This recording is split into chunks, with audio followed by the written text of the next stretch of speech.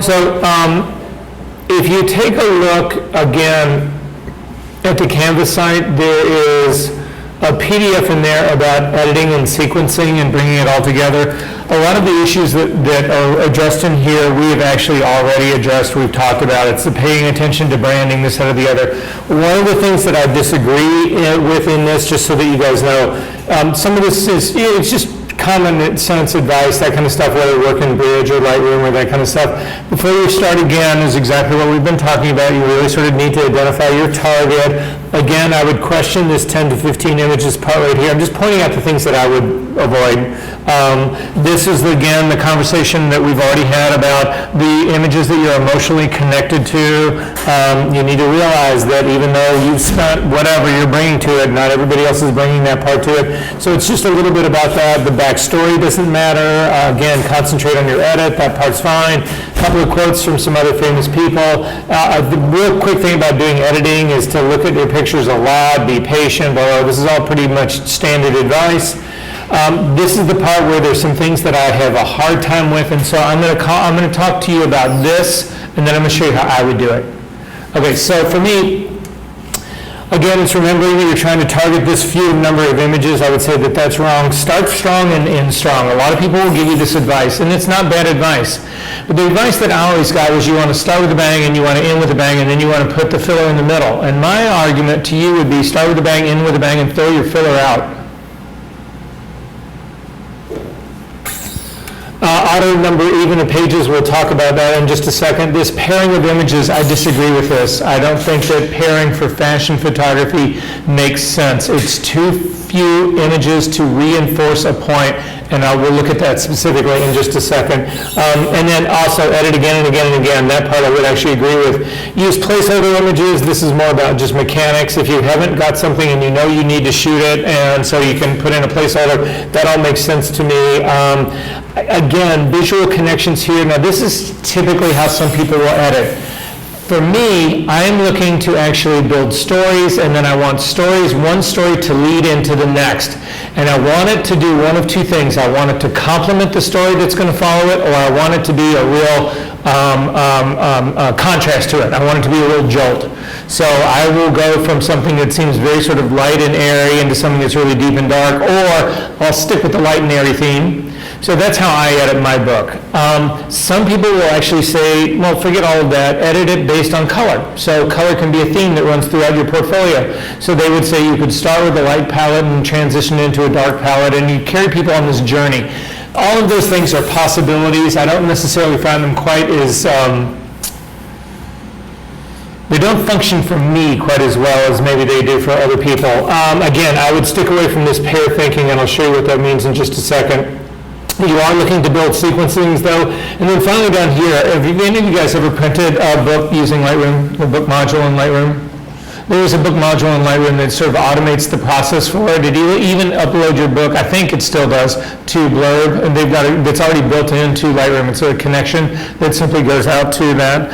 It's a possibility. Jenny's going to show you one of her portfolio pieces in just a second, but I want to get this process of editing started because that's the one thing we've got to get done today. Make sense? Okay, and so sequencing takes time. Yeah. Blah, blah, blah. Nothing else in here. Okay, so I'm going to show you how I would do this. Now again, you'll hear the audio on the video if you want to listen to it, but you're not going to see it. So I think about a portfolio as a print portfolio and the way it actually starts out. And typically, if you were to have a book like this, typically what happens in a portfolio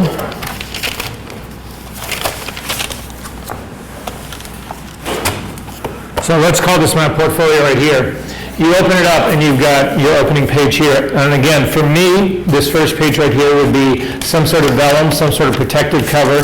The next page that goes in here, this is where I would actually have my logo, the one that is actually echoed on the front of my book here. But it'd also be something very simple, like Versa Engelhardt. I don't put contact information on here. It's too crowded. All of that goes into the very end of your book. But it's just a place to sort of like breather spot before I start throwing images at you.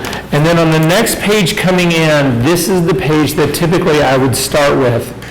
You should know that in Western culture anyway, This would actually be considered the left-hand side of the page. This would be page number 1. This would be the odd number of pages right here.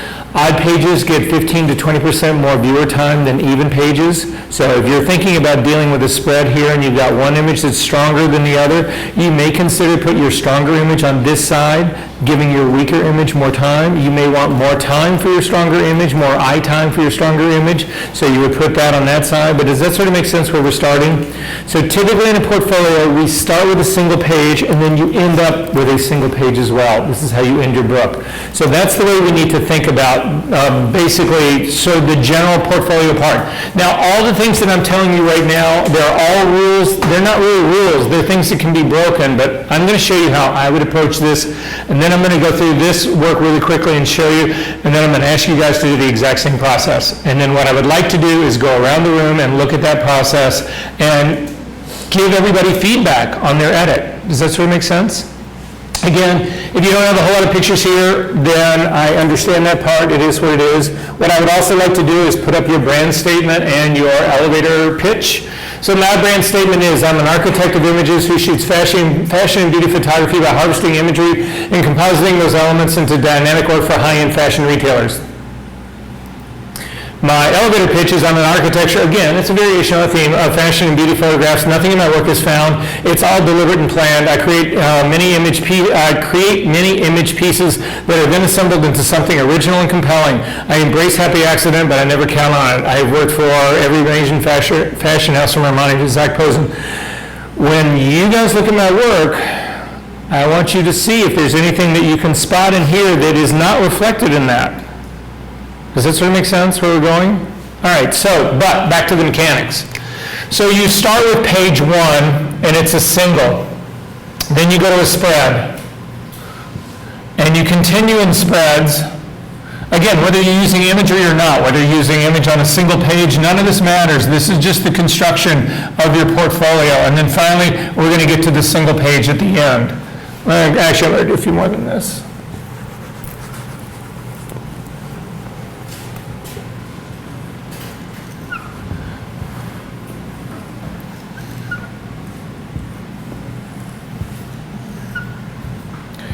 So this is the way I start it and the way I feel about it.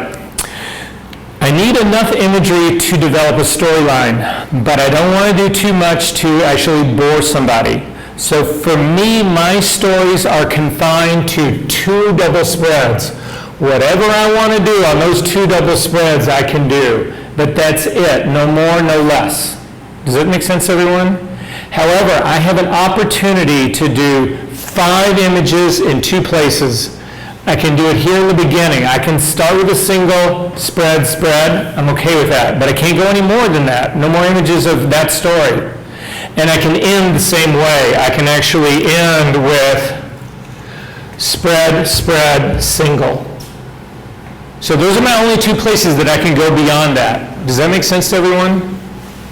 Are we good on this? So I'm going to actually just call this a story. I'm going to make this A, and A. This becomes B, and B, and B. This is C, and C as well. Does that make sense what I'm trying to work out here? Okay, so with that being said, let me kill this screen just for a second. I need everybody to come up here and look at my pictures with me.